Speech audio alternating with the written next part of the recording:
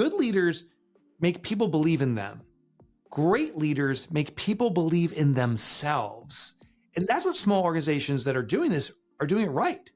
They're learning what the dream, the vision is of the individual. They're learning what the potential talents are and allowing them to grow into that and express it through their organization. Amazing people will stay because they can express themselves, because they can be the most of themselves. That's the key.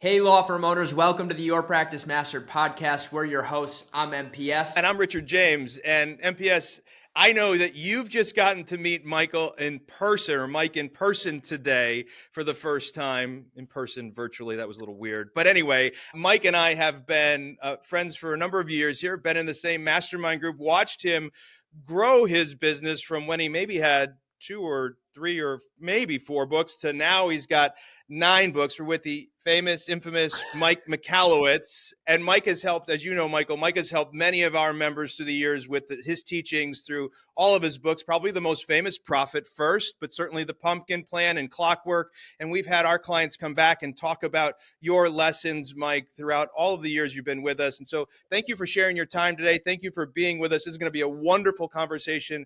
Can't wait for our world to learn more about you. I can't wait for this conversation. And Richard and MPS, thank you for having me. Absolutely. It's our pleasure. And to the law firm owners listening, look, we do the gentleman's agreement around here, right? So if this isn't your first time listening or watching, you're about to get a ton of value today and hear some great stories. Make sure to click that follow or subscribe button, depending on where you're listening or watching. And Mike, we like to loosen up the audience a little bit around here. So what's maybe something that not everyone knows about? I love sauna time. So we have a little sauna at our house. And I'm probably there 3 or 4 times a week, pumping it up to 175, 180 degrees. It's an old traditional format where you pour water over the rocks. I found that to be perhaps the best meditative and thinking time because it's so hot. Your mind can't scramble around anymore. You got to stay on one thing just to stay focused. And I just find it relaxing and cathartic and a learning experience, or at least ideation experience. And it gets you out of the winters of Jersey. Right. Because that's the cool down process. You run outside and the sleet's coming down and there's ice everywhere and you freeze to death and you run back to the sauna. Have you done the opposite? Have you done like this ice bath challenge thing that people are doing? A version of it, which is cold showers. So it only drops down to like 47, maybe 50 degrees. That alone is brutally hard. 50 degrees, it sounds like nothing. When it's cold water, oh my gosh. But I have not done the ice bath, no. I've seen these guys jump in the ice and then they're chewing on ice and they're putting sauce on ice and they're tasting the ice of the week. And I'm like, I just can't. I just can't. I moved to Phoenix and now to Charlotte for a reason. I like it warmer than I like it. Yeah, I hear you. True that. I think Michael, we're here today to really dive into, we could talk about any one of the books, but really this concept of all in, I think, is where we want to turn today, Michael. So where do you want to go? I'll let you be the driver. Yeah, so Mike, why don't you share the process? What led to the creation of All great. In? That's a great starting point. I'll give you the aha. And it started a journey about 6 years ago, really to investigate it. So the aha was this. 20 years ago, I used to be in computer forensics, computer crime investigation, worked with a lot of defense attorneys. And one day I ran the numbers. I spent a full day in my office saying, if we simply do X, Y, and Z, not only can we take down our biggest competitor, we can achieve $10 million in revenue, which up to that point, I've never had that kind of experience. So I was like, this is amazing. I had a crystal clear vision for the company. So as the grand gesture goes, I decide I got to reveal it to the company and I'm going to do it in our huddle room, which I had 30 employees at the time. It was a brick and mortar. I called everyone in. But right prior, the big whiteboard on there, I wrote $10 million in bubble letters, put one of those like mega sticky notes over it so you couldn't see it, for the reveal. And I did the most important thing, which was I queued up the pump up music of the 80s, which was Eye of the Tiger by Survivor. Yeah, so you hear ding, ding, ding, ding, in the background. And I call on the team and with great flair, I'm like, this is the year that we achieve the dream of every small business to take down a company, blah, blah, blah. And we're going to do, and with this huge flair, I rip off the sign, $10 million in revenue. And there's silence. And there was 1 or 2 giggles. There was 1 or 2 giggles, so I appreciate you participating. And I'm like, what? Like, this is our vision. people, $10 million in revenue, and more silence. And some people just kind of said, okay, and shuffled away. My assistant at the time, her name was Patty Zanelli, and she came up to me. She said, listen, Mike, if we achieve $10 million in revenue, you get the bigger house, you get the new car. But what about our visions for ourselves? And that was the epiphany. I was like, oh my God, the corporate vision is not the corporation's vision. The corporate vision is the dream that the leader or the owner has for themselves. That satisfied my fat ego. That meant something to me. I made up for childhood trauma. But my team, I found out one person was fighting a terminal disease. Another person wanted to buy their first house. Someone just wanted to spend more time at home. Someone wanted to learn to speak another language. Once I understood the individual visions of my colleagues, I realized the goal of a great leader is to care for our team members' visions equally to our own personal vision, the corporate vision. And when we care and we block and tackle for our team members so they can achieve the outcomes they want in life, they'll help us achieve the outcomes we want in life. That was the epiphany. But then there was one more component. I started researching this out actively 5-6 years ago. What I found was this went on steroids when COVID happened. There was an interesting shift in our environment. What was prior desire, I want to work from home one day. I need a more flexible work schedule if I can get it. Now it became an expectation, and COVID switched it. I don't want to work from home. I demand to work from home, or I demand a flexible work schedule. So when COVID happened, I said, my gosh, there's a new work environment and there's a new approach. I got to codify this. And I created the book. We've deployed in our own companies. Admittedly, I am not a great leader. I think I am a better leader than I've ever been. And I aspire to be a great leader, but I think the tools are all in this book to help anyone who has that aspiration achieve it. So a couple of points. So this book, did you use the same formula to write this book as you kind of did framework for you writing, that same kind of methodology to go through it? Because it feels like, I think it was 5-ish years ago, it was Clockwork, somewhere in that range, right? And it felt like this was the evolution of where Clockwork was going. I don't know if that's a fair assessment, but this felt like this is the next step of what you've got to do in order to be able to achieve Clockwork. Is that right. accurate? That's right. So I'm privileged to have many people reach out to me after reading one of my books and share their stories. And I watch what are the needs now. So that's part of it. They're like, there's a whole new workforce, new expectations. And the belief was, I wish my employees would act differently, or I need to put different expectations on them. And that's not the truth. We as leaders are the ones who need to adjust.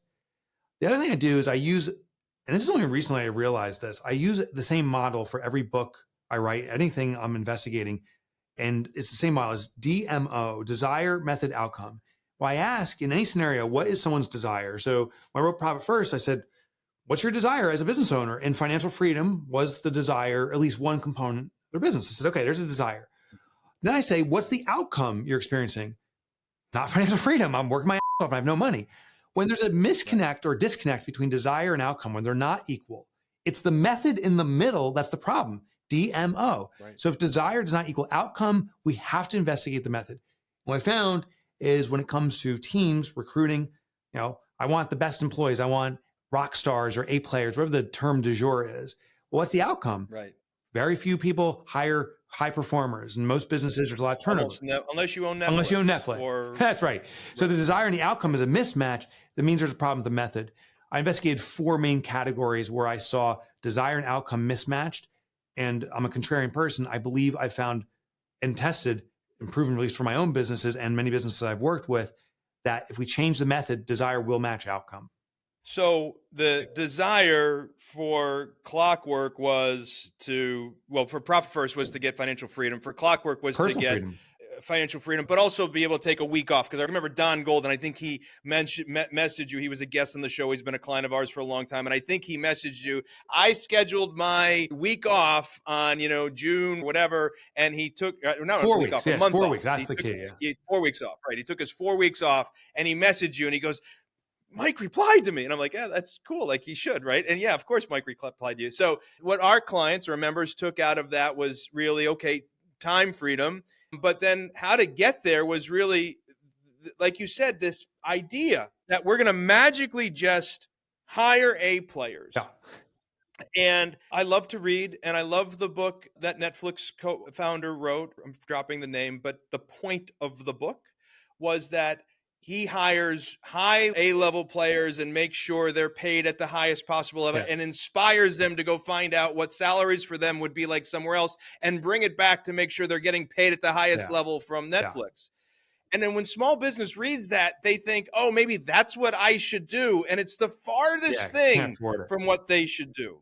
Is that part of the inspiration for you, that you saw some of the other junk that was out there and you decided you had to correct that for small business owners? I don't mean to call out the authors. That's not fair. I mean, it's right for somebody. It's just not right for small business owners. It's not practical. The founder of Netflix, by the way, is Joey Netflix. His last name was Netflix. Big business often has big budget. And it's funny, I was sharing off air with you an interesting phenomenon that's happening ever since writing this book. And the book only came out a month ago. I'm getting calls, our team is getting calls from large organizations. Actually, a Fortune 500 just called us and said, hey, we want to talk to you. I'm like, why? And they said, we don't have big budgets anymore. Things are changing. You know, the interest rates have went up a lot. We realize that small business has a disproportionate quantity of rock star employees, but can't afford them accordingly. How is small business doing this? Small business has a secret. And it's not the foosball table or, we do your laundry for you. It's allowing people to lean into their own personal vision. There's a saying, and I don't know who to attribute it to, but it ain't my saying, but I love it. It says, good leaders make people believe in them. Great leaders make people believe in themselves. And that's what small organizations that are doing this are doing it right. They're learning what the dream, the vision is of the individual. They're learning what the potential talents are and allowing them to grow into that and express it through their organization. Amazing people will stay because they can express themselves, because they can be the most of themselves. That's the key to rockstar talent. Alonzo, you just got your clip, by the way, if you're listening in the background. The producer just got his opening clip for you there, Mike. That was good. That was a nice soundbite. I appreciate that. And it's true. And it's not easy to do. Sorry, Michael, I kind of hogged the No, this is mic good. Here. Where do you want to go from here? No, this is good. I was going to ask just a tactical question. So, a small business owner, in our case, law firm owners reading this book, what's like a tactical thing that they can take out and implement right away? I'll give you one that blew my mind. We've been testing it and it is a game changer. So I'll set the stage and I'll be a little bit confrontational. So interviewing is the most common approach to recruiting. And I've done the DMO analysis, desire, method, outcome. And desires A players, the outcome is abysmal. I think it's like 5% of people recruit, stay for an extended period of time and perform well. The method is interviews. So here's the confrontational statement. Interviews are effing useless. And perhaps interviews are good for one thing. If the job for that employee is to do interviews for the rest of their life, because then you're measuring how well they'll perform. But interviews only reveal experiential ability, what I've done in the past.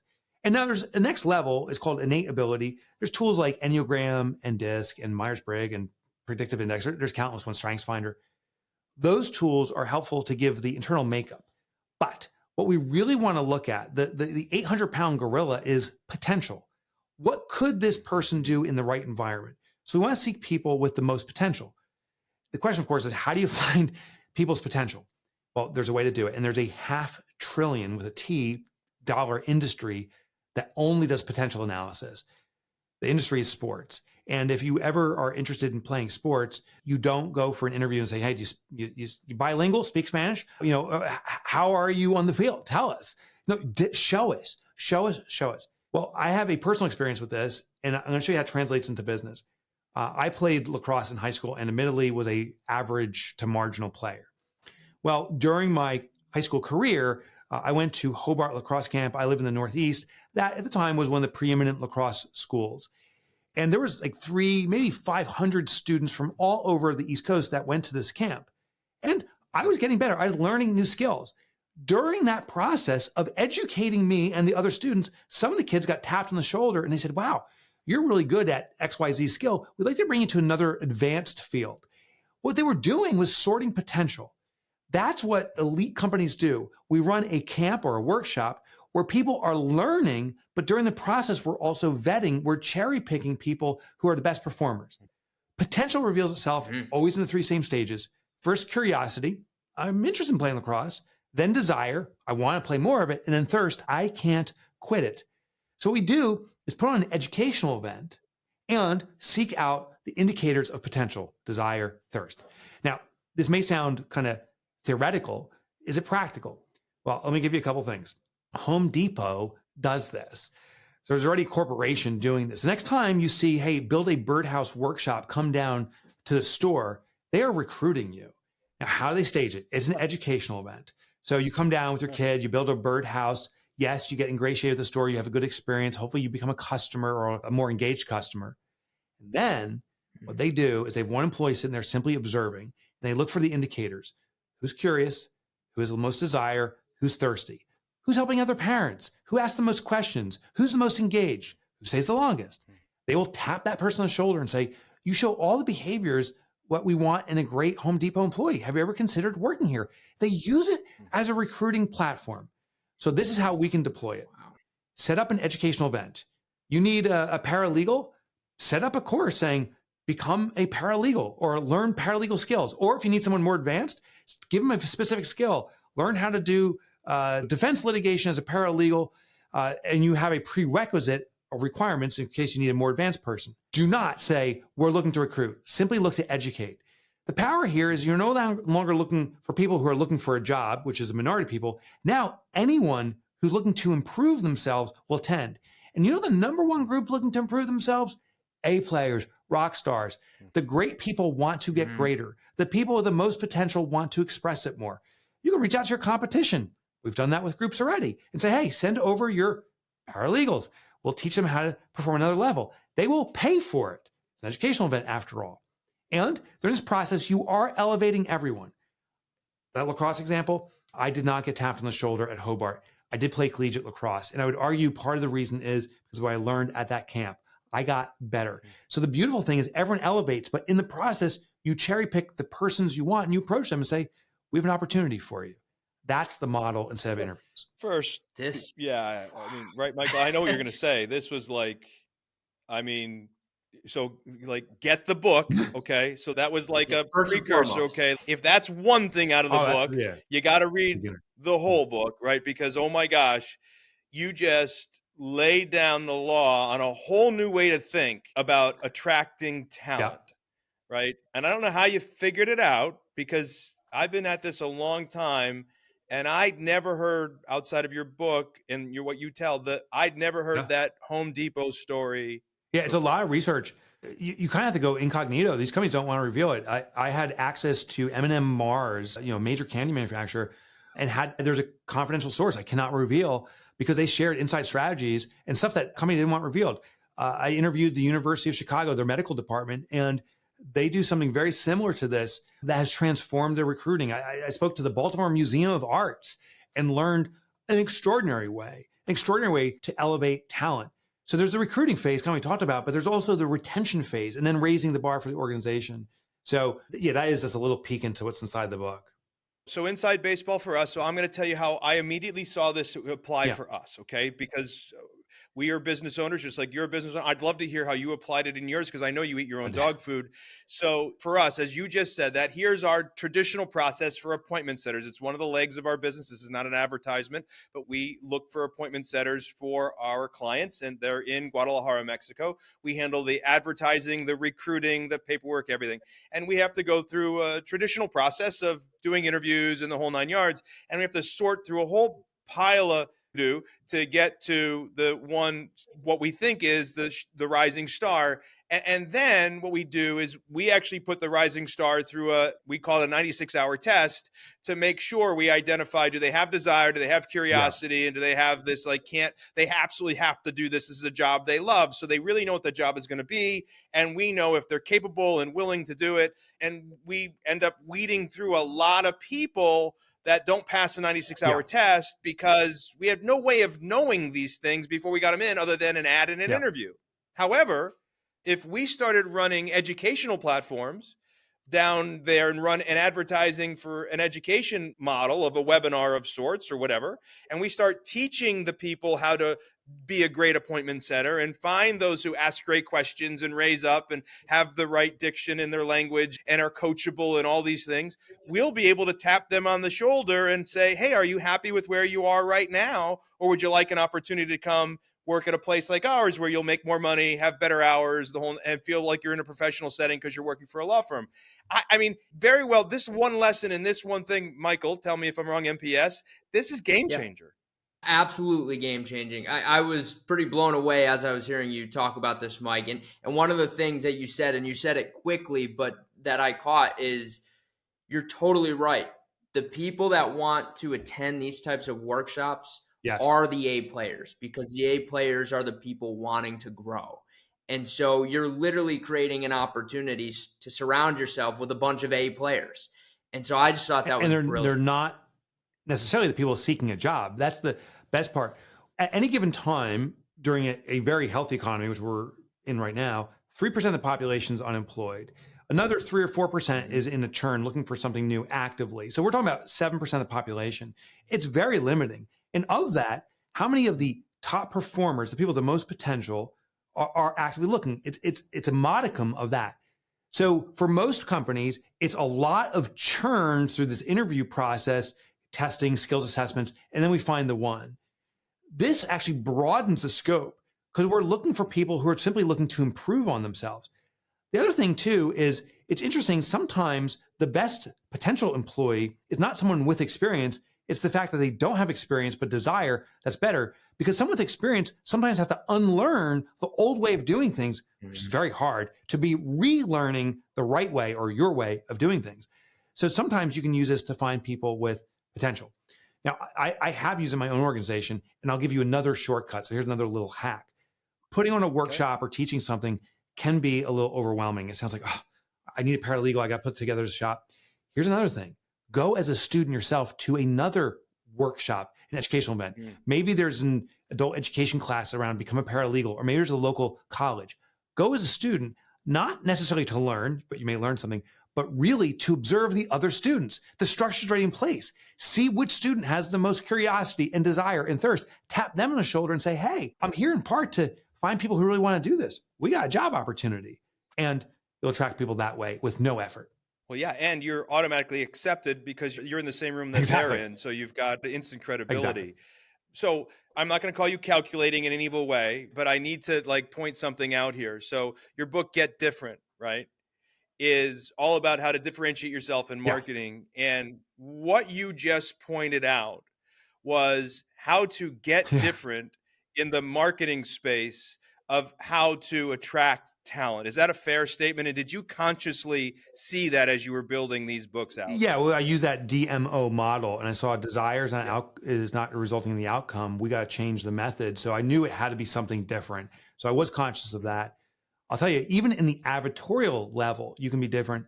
So what we do is look at all your competition and see how they're running ads. So let's just hang on the paralegals right now. You'll typically say, seeking paralegal or some equivalent with the title there. That is the worst thing to do, because now there's a very small group that predefine themselves as a paralegal. Not that I could be one day. I already am one. This is who I am. So the identity has to be there, which actually potential rarely has the identity been formed. So you're excluding tons of people. Plus, it's replicated over and over. So it becomes what's called habituated. Very hard to see your ad. It's hidden there. So our ad would say something like, just graduated college, love crunching away at the keyboard and serving the law. We should talk. That ad is like, oh, what? It's so different. It's a whole different that hook. people go in there, and then you can start explaining, here's an opportunity to grow into something. So if you're looking for ads in the traditional sense, meaning interviews and so forth, run an ad that is radically different than the competition.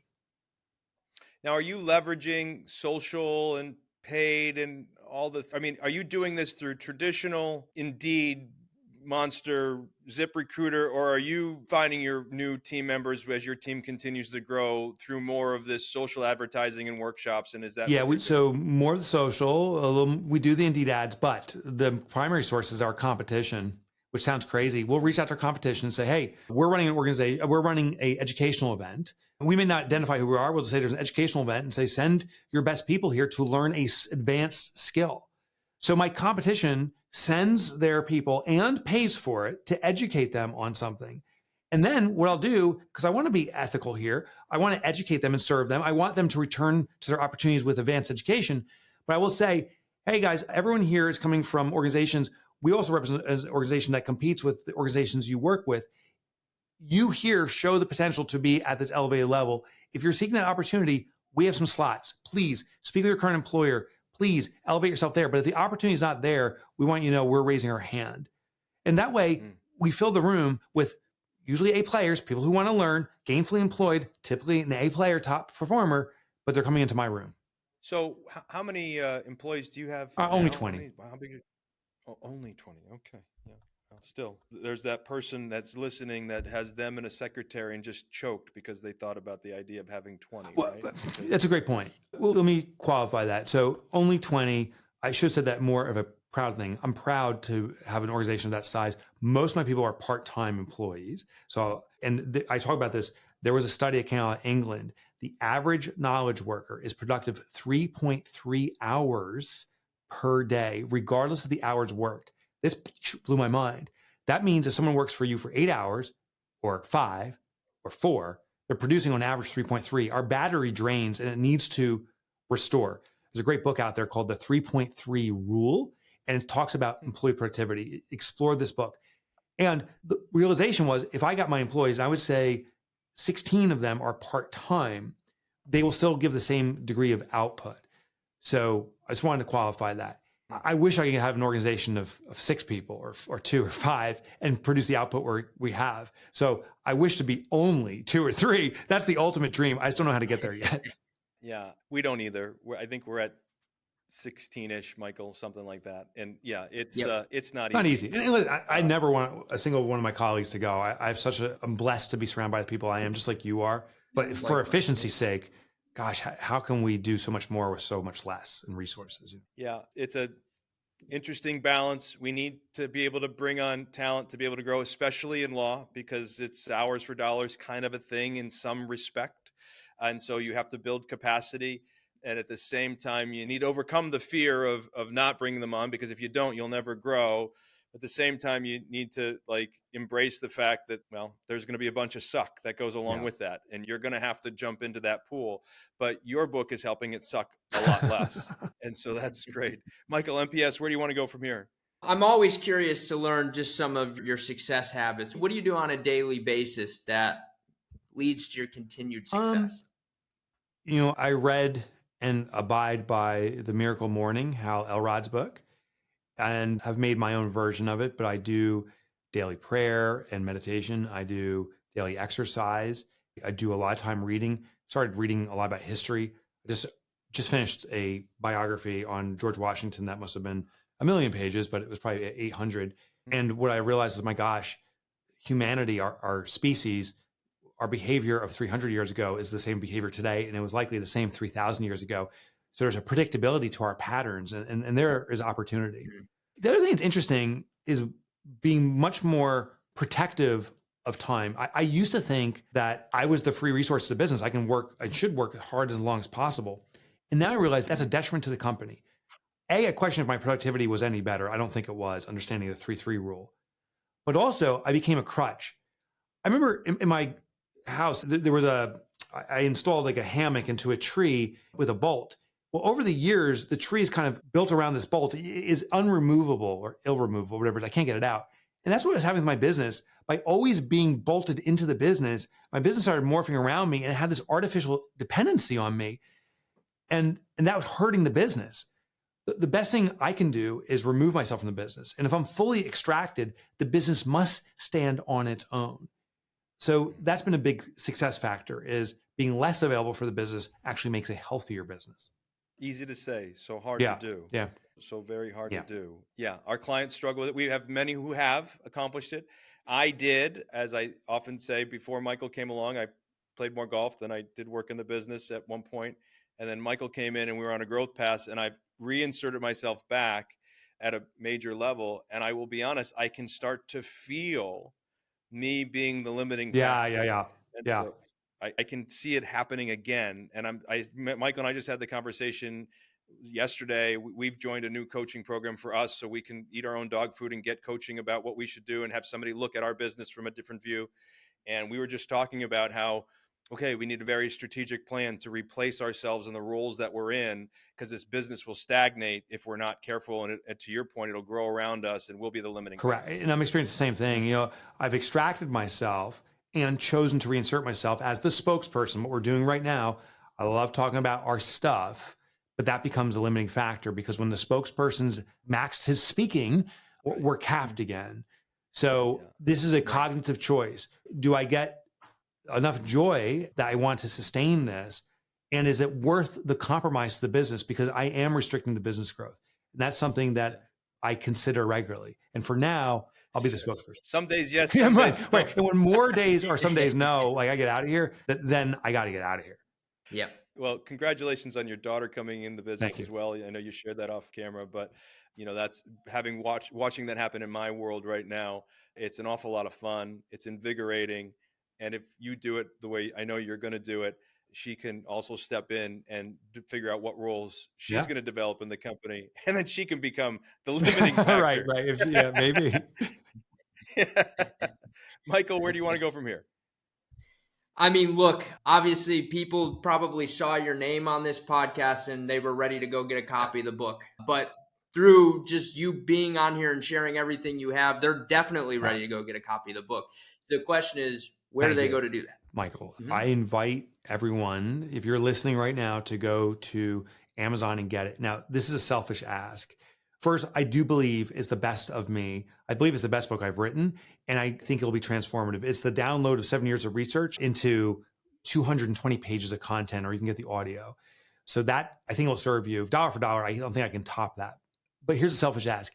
If you're willing to get it, because I know the community you all have built, Amazon's algorithm is monitoring who buys, and the avatars like you is all behind the scenes in their algorithm. But if you do buy the book, even if you have a copy ready, this is my boldest, most selfish ask, and gift it to one of your colleagues, your team members, another leader, a friend, the algorithm says, oh, you bought it. Therefore, these 100 other people like you should be marketed to.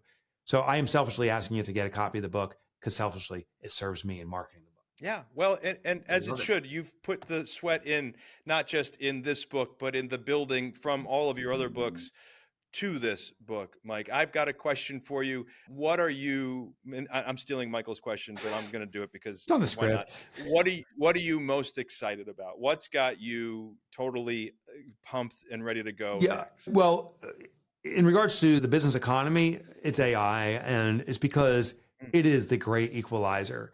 The big companies can't hide behind their size or leverage that anymore. The smallest of small businesses has the ultimate tool now. Size doesn't matter at all anymore. So AI has me excited.